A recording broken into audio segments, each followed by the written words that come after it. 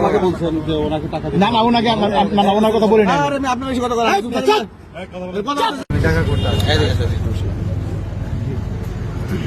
এই ভাই আমাকে ফোন দিয়েছে যে ভাইয়া আমি এই যে গাড়ি এই না বলেন তো কি হিসেবে পান?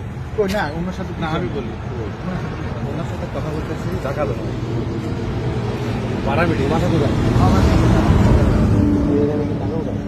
টাকা আমি যদি গাড়ি ভাড়া দিতে না আমি যদি ভাড়া দিতে পারি তাহলে আমি টাকা বুঝিয়ে দিয়ে যাবেন।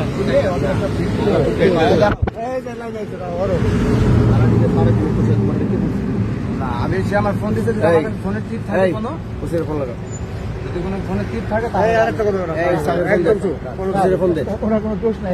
এই আপনি সামির আপনি আমাকে বলছেন যে ওনাকে টাকা দিন। না না ওনাকে না ওনার কথা বলি না। আরে আমি আপনি বেশি কথা বলেন। আশেপাশে দেখবেন কখন দিয়ে না এটা এটা আমি আমরা বলেছি না। আমি এইভাবে এখানে ছাড়বো না। ও যাবে যাওয়ার পরে মুসলেখা দিবে। আপনার কথার উপরে কথা বলার সুযোগ নেই। মুসলেখা দেবে কিন্তু ওখান থেকে চলে আসবে এইটা একটু বলে। এটা আমি ওসি সাহেব আমি এটা বুঝবো, আমি কথা বলবো এবার কিন্তু অন্যায় করছে এটা স্বীকার করতেছে। লাস্ট ঠিক আছে, এটাই আমি দেখবো। নিয়ে যাচ্ছি স্যার।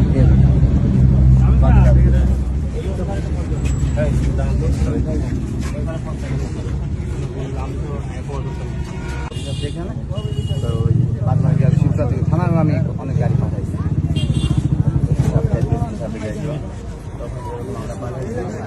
ওই সূত্রে আর কি ওদের সাথে ভালো সম্পর্ক ছিল, পরিচয় ছিল। এবার আমাদের এক এক জায়গায় দিত এটাই এই অভিযান চালানোর পরে মানে এমপি সাহেব পাওয়া যায়। হ্যাঁ তুমি তারপর আমরা কালকে আমি এই অভিযান তুমি আজকে এখানে সাহস পাইছো কি ভুল হয়ে গেছে এবার সাহসটা পাইলা কেন তুমি? সাহসটা হইলো কেন? এই কলিজাটা কই? এই কলিজাটা কে বানাই দিচ্ছে?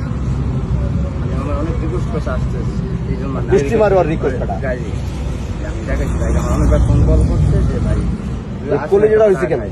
পরে আমি বলছি না ভাই আমরা এখানে এখন থাকতে পারবো না, আমি চলে যাই, আপনি থাকেন আপনার মতো এটা বলে আমি চলে যাচ্ছি।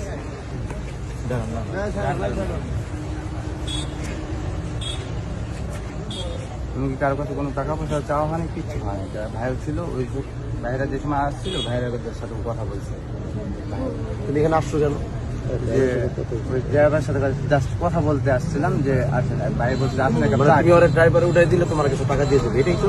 না না আজকে আমরা মানে স্থানে আছেন সারাদিন মানে ও আসছে যে ভাই একটা কথা কেন বলবো বাবা? তুমি আবার আমি এই ভুল হয়েছে বললাম যেটা বলছে এমপি স্যার সেটা তুমি সত্য কথা বলো। এটাই মানে আগে ছিল কিন্তু আপনি অভিযান চালানোর পর তোমার এখন যে গাড়িটাতে যাইতো তোমার যে ভাড়াটাতে ভাড়া তোমার পার্সেন্টেজ দিত না, একটা কমিশন আমরা পাই সেটাই। এই কাজটা আমি এখানে স্ট্যান্ডে বন্ধ করছি কিনা? জি এরপরে তুমি এখানে কেন আসছো? ওই যে দেখা করতে বলছি যে ভাই একটু আসেন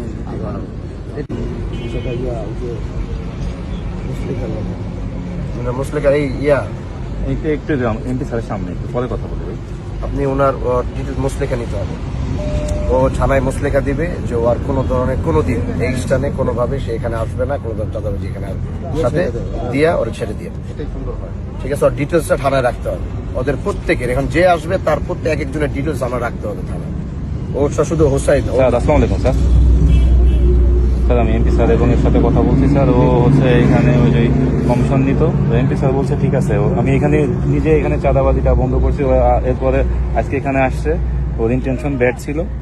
আপনারা ওকে থানায় নেবেন, নেওয়ার পরে হচ্ছে ওর বায়োডাটা এবং মুসলেখা নিয়ে তারপরে হচ্ছে ওসি সাহেবের সাথে কথা বলে এটাই করে।